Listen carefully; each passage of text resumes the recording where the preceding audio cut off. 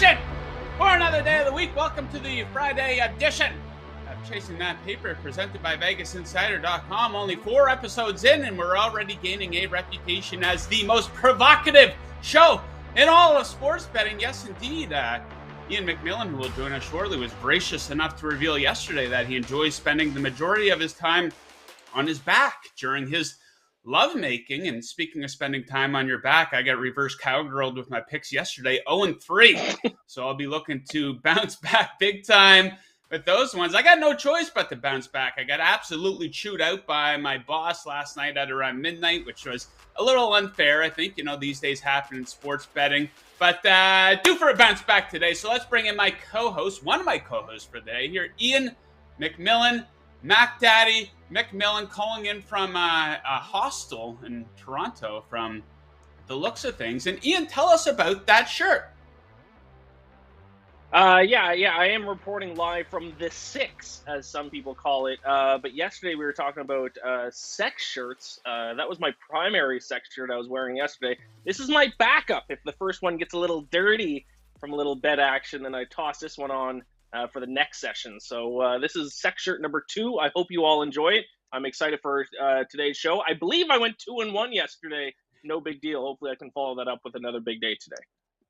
Indeed, 2-1 for Ian, the second most provocative man in all of sports betting. And speaking of provocative, our girl Stephanie Smalls will be joining us here shortly. I believe she will be revealing her entire arms today as well. She's wearing a muscle shirt here for us today, so you're going to want to stick around for that. Smalls has her favorite season-long player props for the NFL. We're all going to have our picks for who will win the Super Bowl here this season, official picks. It's time to lock it in. We're less than 2 weeks away from the start of the season. I'm sick of talking about it, and I'm sick of this small talk, God damn it, Ian. So let's get right into the action. 6 total picks for Major League Baseball. I'm going to start things off in Milwaukee, where the Chicago Cubs are in town. And I'm going to take a shot on the Cubs. First 5 innings, plus money coming in at plus 123. This pick is all about the man on the mound for Chicago, Justin Steele. He's already faced the Brewers 5 times so far this season, and he has absolutely dominated them.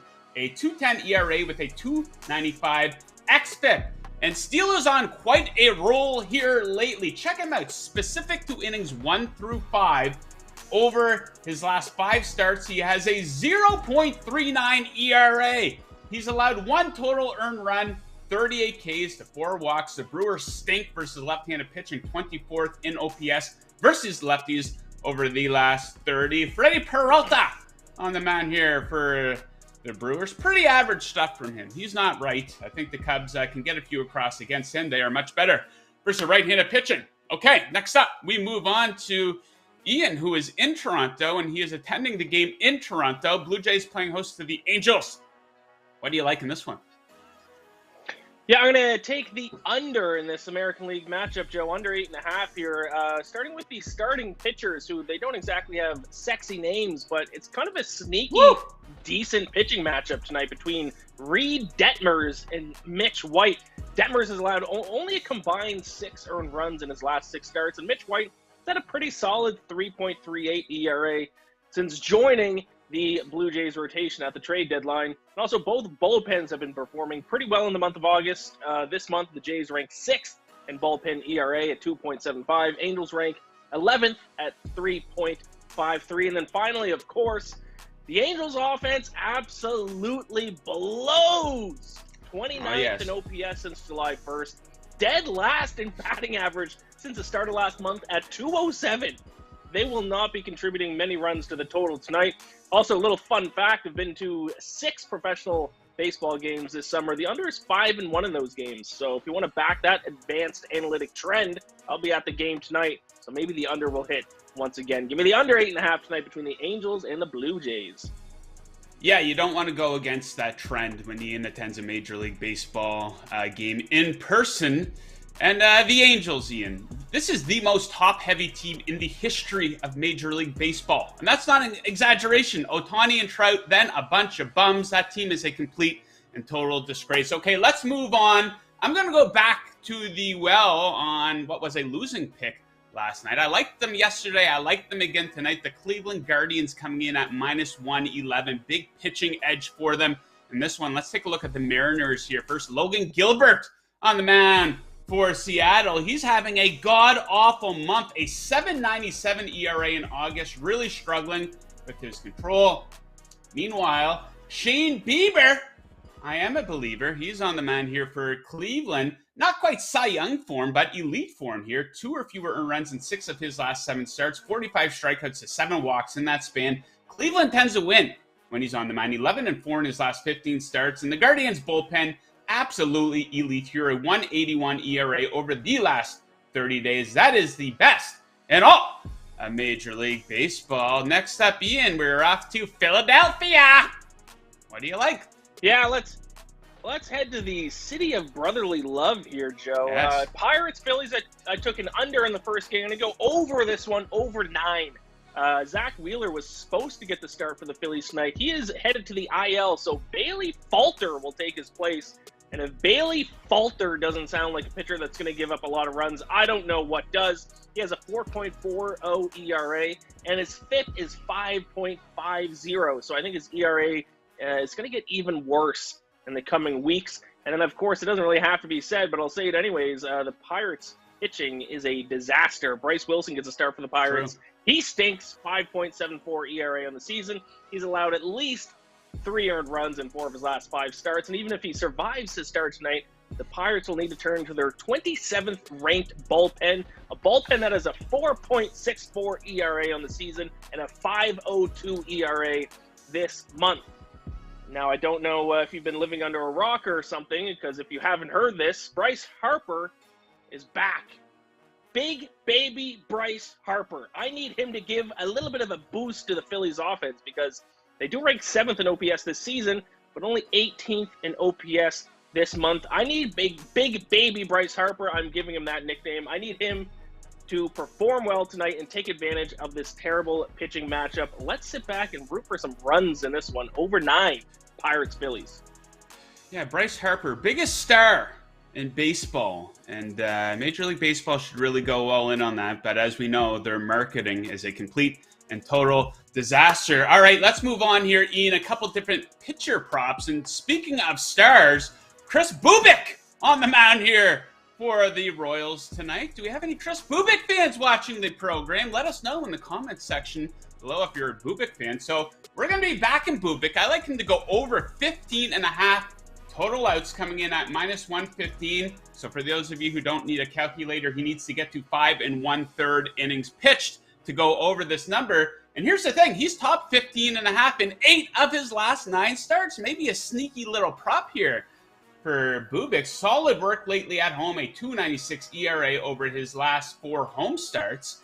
And he's running into the Padres at the right time. 26 in OPS over the last 30 days versus lefties for San Diego. They're also struggling on the road. And over the last week, a 5.59 OPS.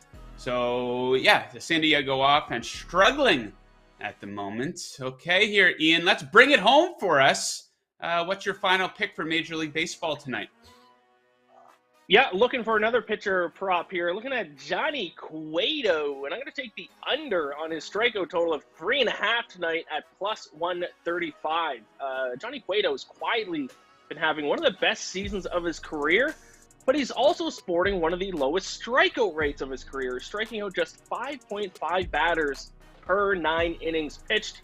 He has failed to surpass this number in 4 of his last 5 starts. And it's not like he's getting yanked early, because, for example, he went 8.2 innings in his last start and only recorded 2 strikeouts. And as a cherry on top of this Cueto cupcake, his strikeout rate drops from 6.3 per 9 innings on the road to only 4.7 strikeouts per 9 innings at home. And this has been one of my favorite bets I've been making all year, because as shitty as the Diamondbacks are, they are fantastic when it comes to strikeout percentage. Since July 1st, they have the second lowest strikeout rate in Major League Baseball at 18.4%. So it's a pretty simple strategy. You find out what pitcher is going up against the Diamondbacks, you take the under on their strikeout total, and you cash it more often than not. Also, it's at plus 135 tonight. Little plus money prop for the people. I like love it. Give me Johnny Cueto under 3.5 strikeouts tonight. Yeah, the Chicago Shit Sox, a team that I cannot bet on or against. I won against them the other day when I took the Orioles, but I would say any game involving the Shit Sox this season, I probably have a bet at 30% hit rate, so I must avoid them at all costs. All right, so now we go from the baseball field to the football field. We're about 2 weeks away from the season starting up. Let's get it going here. I'm sick and tired of talking NFL, but we're going to talk a little bit of NFL right now. Let's bring in our favorite girl, Stephanie Smalls. She will be covering player prop bets for us all season. She's wearing her muscle shirt today. She's been going to the gym almost every single day here in August to get ready for couch season here in a couple weeks, football season, of course. So Stephanie has a couple season-long player props that she's going to get into. So, Steph, what are we looking at first? Looking at a guy that everyone is sick of me talking about, and that's Kirk Cousins. Over 30.5 passing touchdowns, minus 110. Kirk is consistently one of the most disrespected quarterbacks in the league because he often does crumble and can't close out a win. But if you haven't heard, the snot rocketing Mike Zimmer is gone. The Vikings are going to be led by an offense prioritizing head coach in Kevin O'Connell. If I had to put one flag plant on the season, it would be for Kirk Cousins to have his best career season. Kirk has gone over this number the past 2 seasons. 33 touchdowns last season, 35 touchdowns in 2020. Super disrespectful to think that Mr. Kirk is going to go under 30.5 touchdowns with a change in head coach, a weaker conference, and sexy weapons like Mr. Justin Jefferson, who is coming off a 1,600 plus yard and 10 TD season. Give me vanilla Kirk Cousins over 30.5 passing touchdowns, minus 110. I am with you on that one. Kirk Cousins is a gigantic punching bag because he doesn't do well in primetime games. I don't know if that's the reason people like to pick on him, but he had a fantastic season last year statistically. He always fills the stat sheet. He only threw 7 interceptions, yet Matthew Stafford throws 17. People want to fawn all over that guy. So I am with you on your analysis for Kirk Cousins. What do you have for us next? Keeping it with the quarterbacks. Trey Lance over 10.5 interceptions, thrown minus 125 before everyone jumps down my throat and freaks out. I am very excited and very optimistic as the next person about the second-year quarterback. The 49ers have fully committed themselves to Lance, told Jimmy G to take a height, but 10.5 is extremely low for an inexperienced signal caller. We have a limited sample size, but Lance had 11 interceptable passes in 2 games during the 2021 season. He had a 2.8% interception rate. Again, I know, small sample size, but if you compare that to Jimmy G last season, he had a 2.7% interception rate and still threw 12 interceptions in 15 starts. I think Lance can still be very successful next year, but there is a lot of volatility here. He was drafted to take those risks, get the ball down the field, but the more risks he takes, the higher the chances he throws interceptions, and 10.5 is low. Trey Lance can be successful, but give me Trey Lance over 10.5 interceptions thrown, minus 125. Yeah, Trey Lance, a gigantic question mark coming in to this season. I'm not rooting against the guy overall, but I will root against him just for this one upcoming season because my Miami Dolphins hold the first-round pick of the San Francisco 49ers, and that's their only first-round pick because they got theirs taken away. Ian, thoughts on Trey Lance coming into the season? Yeah, I think he's going to have some growing pains, especially at the start. He played his last full season was in 2019 for an FCS team, so he might be all right by the end of the year, but at the very least, I think Trey Lance is going to have some growing pains this season for the 49ers. Yeah, I think they drafted him because they expect him or want him to be or think that he can be Mahomes. I don't know if that's going to be the case. You know, that's much easier said than done. Okay, so like I said, guys, the start of the regular season is now less than 2 weeks away, so it is officially time to lock in our official picks to win the Super Bowl this season. I'm going to hit leadoff for us, and my pick is not going to be a popular one. I'm going to take the Cincinnati Bengals to win the whole goddamn thing, and I'm going to take them to do it against the Minnesota Vikings. Now, the exact result for this happening, the Bengals to beat the Vikings, it's available at 500 to 1 over at DraftKings right now. So if you like my analysis, maybe go put a little sprinkle on that bet. So let's talk about the Bengals first. And how about a little bit of goddamn respect for the defending AFC champions? You take a look at the odds board. They're down there with the 6 best odds to win the AFC, tied with the Colts. The disrespect is real for the Cincinnati Bengals. They had one gigantic flaw last season. It was on full display during the run to the Super Bowl. It was their offensive line. And they still made it to the Super Bowl despite that. But they fixed that issue. They patched it up. In fact, Pro Football Focus has the O-line ranked 8th coming into the season. Speaking of highly ranked units, the wide receiver group is ranked 1st coming into the season. Who's throwing them the ball? Potentially the MVP, Joe Burrow. He's only going to get better in his 3rd season. The defense only got better when the games mattered most in the playoffs last season. So expect a big season from the Bengals. As for the Vikings leg of this pick, a bit of a controversial one, I know, but weird things happen in the NFL. Who had the Bengals making it that far last year? And I think the NFC is wide open this season. I think that the Bucs, Rams, and Packers could all regress, and the Vikings not as bad as their 8-9 record indicated last season. 5 losses by 4 points or fewer. As Smalls pointed out, Mike Zimmer is out of the picture. Some dysfunction under him. Kevin O'Connell comes over from the Rams. He will coach to this team's strengths. Their offense, they might have the best offense in the NFL this season. The defense really underachieved last season. I think they can only get better, only get healthier as well. And the biggest rebuttal will be Kirk Cousins. How could you pick Kirk Cousins to win big games? Listen, Kirk Cousins is a punching bag of the NFL, and it's totally unfair. He had a great season last year, only threw 7 interceptions. He had a better QB rating than Brady, Mahomes, Justin Herbert, Josh Allen, darlings of the league. So give Kirk Cousins a chance. 500 to 1, the Cincinnati Bengals to beat the Vikings in the Super Bowl. Ian, you're next. What do you got for us? Yeah, so if you've listened to any of my NFL coverage this offseason, it's probably not a surprise when you hear who I am going to be backing to win the Super Bowl, because my baby boy, Matty Ice Ryan, is on the Indianapolis Colts, and he will finally win a Vince Lombardi trophy. I'm taking the Colts to defeat the defending Super Bowl champions, the Los Angeles Rams. You can back that at 160 to 1. It is my whale lock play of the absolute millennium. There's no way this doesn't hit. The Colts will beat the Rams in the Super Bowl. You remember that 4-week stretch last season when everyone was calling the Colts legitimate Super Bowl contenders?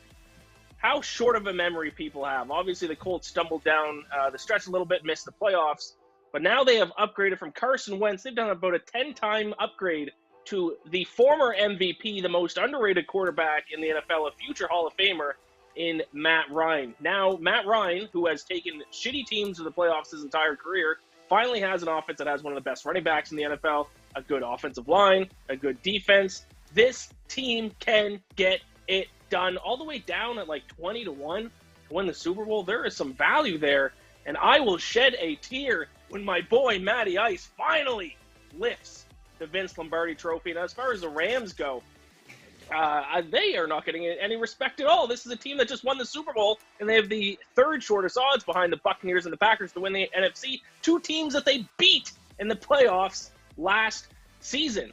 The roster, if anything, might have gotten even a little bit better in the offseason. So I think the Rams win the NFC, but unfortunately they will run into the Indianapolis Colts and Matt Ryan, who is on a vengeance tour this season. Give me the Colts to defeat the Rams, Super Bowl 57. Yeah, I think Ian's LSD kicked in a bit early here this morning with all this insane Matt Ryan love. I think he really backed himself into a corner with this Matt Ryan top 5 quarterback in the NFL. Colts winning. Do the Colts have an elite unit besides their running back, Jonathan Taylor? The offensive line above average in many areas on the field, but... Well, they got Darius Leonard, a.k.a. Shaquille Leonard now, who might be the best linebacker in the NFL, so how about that? Okay, one guy, I guess. All right, so some disagreement there from me, but I'm sure not everyone agrees with my Bengals pick over the Vikings. Okay, so Smalls, bring it home for us. Who's winning the Super Bowl and who are they beating this season? Yes, so I think that you and I have now jinxed the Vikings. They're likely to go 4-13 at the rate that we talk about them. I have a similar pick here, staying in the AFC North. But I have the Ravens defeating the Vikings. The Ravens, they started last season, numerous season-ending injuries. But prior to that, they were touted as this Super Bowl favorite, but we all have forgotten that. The Ravens and their players missed 194 games due to injuries last year. And I think the Ravens are going to revert back to that run-heavy scheme that we know and love about the Ravens with Dobbins and eventually and hopefully Edwards. The Ravens still won 8 games with a completely mutilated roster, and Lamar Jackson's only 3 years removed from winning MVP, in case people also forgot that. I like the Ravens to go all the way. They stay healthy, and I see this team making it to the Super Bowl and defeating the Minnesota Vikings. If you haven't heard, you take away the last 4 minutes of every Vikings game last season, and they would have won 15-2. The Vikings, just as Joe said, they are in the NFC, which is up for grabs. I like, it's going to come down to that Kirk Cousins, who I think he's got a chip on his shoulder, and he can get it done with all those weapons and a sexy new Kevin O'Connell. Give me the Ravens defeating the Vikings in the Super Bowl 500-1. Yeah, it's funny. Everyone wants to rip on Kirk Cousins, right? And people forget speaking of short memories, like Ian brought up that term, people have a short memory with Matthew Stafford. Matthew Stafford was a pretty big punching bag throughout his time in Detroit, and he was often a big punching bag there as well. But like Stephanie said, I like the Vikings a lot. She likes the Vikings a lot. So they're most likely going to have the worst season in their franchise's history, the amount of talking up we've done for the Vikings this season. I think the Ravens are going to have a fantastic regular season. I love them in a teaser there in week 1 at the Jets. Lamar Jackson, 20-1 to win the MVP. Lock that in right now. I hope he doesn't sign that contract extension. Are you paying attention to what Aaron Judge is doing in his contract year with the Yankees? Lamar Jackson will do the same thing for the Baltimore Ravens. 20-1. Dak Prescott's 14-1 to win the MVP, and you can get Lamar at 20-1. So I absolutely love that spot for the Ravens, but I still don't quite trust Lamar in the playoffs. We haven't seen enough from him yet. Okay, so we've given out a ton of picks on the program, and if you're looking to tail some additional picks, I have a very special offer for you, special limited time offer over here at VegasInsider. If you act now, you can get $100 off Handicapper monthly subscriptions. All you need to do is go to VegasInsider.com and click on Picks on the menu bar. Once you click Picks, you will see an offer that says $100 off monthly picks. Click on that to get a great deal. This offer lasts until midnight tonight. Okay, next up, it is time for picks from the CTP crew. Yes, I put out a tweet on Twitter every morning asking for your best bet breakdowns. They went 2-0 on Major League Baseball yesterday with 1 pending. So that's the best day yet for the CTP crew. So we'll ask producer Tito to bring up some of these tweets here. We have Jason Jantz, who likes the Yankees run line minus 125, Stanton back, and Yanks are rebounding into form. Yeah, they are a little bit. So Yanks top 10 hitting versus left-handed pitching. Well, A's are dead last against righties. Cole has been shit recently, but feel this is a bounce back spot. It's hard to argue with that logic, but whenever I feel Garrett Cole looks like a sure thing, he goes out there and allows 5 earned runs. I was kind of looking at the over 7 for that game myself, but we will wish Jason good luck with his bet there. Tito, what's next? All right, Bookie's worst nightmare. He's on Chris Bassett to record a win, minus 135 over at DraftKings. Yeah, Cole for the Rockies. He's been awful, has a 6 ERA on the road this season. Bassett has pitched 5 innings, 21 of 23 times this season. Okay, I expected Mets to mash. That looks like a great spot. I kind of like the Rockies under 2.5 total runs on their team total. And let's wrap it up with another one here, Tito. All right, Sean Mitchelson. Sean hit one for us the other day when he had the Arizona Diamondbacks first 5 versus the Royals, I recall. And another one to go against Garrett Cole to back me a little bit here on my analysis of the Yankees here. So Garrett Cole under 8.5 strikeouts, minus 145. Cole has only gone over in 4 of his last 14. Wow, and has only been going 6 innings pitched on average. A's average 7.62 Ks per 9 innings at home. And we have one more from Serie A soccer. I know Smalls is our Ooh. Series A soccer expert over here, so maybe she'll have some analysis on this one. Lazio versus Inter Milan. Alternate goal total over 3.5 goals. Some plus money, plus 175. These Friday night Italian games can get wacky. Speaking of wacky, I know Ian's going to be smoking some of that wacky tobacco before he heads out to the Toronto Blue Jays game tonight. So, Ian, what is your method of choice for your wacky tobacco? You like to hit the big water bong? I remember back in the day when Ian lived in my basement, he had a 6-foot-tall bong that he liked to keep in the basement, but I didn't like him smoking marijuana in the basement, so he needed to go out in the yard and smoke it. So, yeah, there we go. Yeah, Smalls, any thoughts on the... I was just going to say, I like to use that did gas the bomb mask. have Matt Ryan on Who it? used that draft mask? Oh, yeah. The Laramie Tunsil, the gas mask. Yes. That's the only way to smoke weed if you're going to smoke it, right? Go big or go home. All right, guys. So we're about to go home here, about to wrap up the show. Ian, any closing words from you? No, not really. I'm going to have a little dudes day. I'm going to go to the Hockey Hall of Fame. I'm going to go get some beer, some wings. I'm going to go to the Jays game. Then I got to head back to New York City this weekend to kind of get ready for the football season. So I'm going to have a little dudes day, Joe. I'm pretty excited for it. Any work to promote over at BetSided? The NFL season preview episode of the Bacon Bets podcast was released this morning. So go check that out. The Bacon Bets podcast is back. I'm betting on every single football game again this season. 272 games, 272 bets. Get ready for that. Yeah, so make sure you subscribe and download. And make sure you subscribe and download to the Chasing That Paper podcast. The replay is available in podcast form every single day. Smalls, the floor is yours. Any closing words for the audience? Yeah, I think it's important that everyone finds someone that loves them as much as Ian loves Matt Ryan. That's probably my send-off there.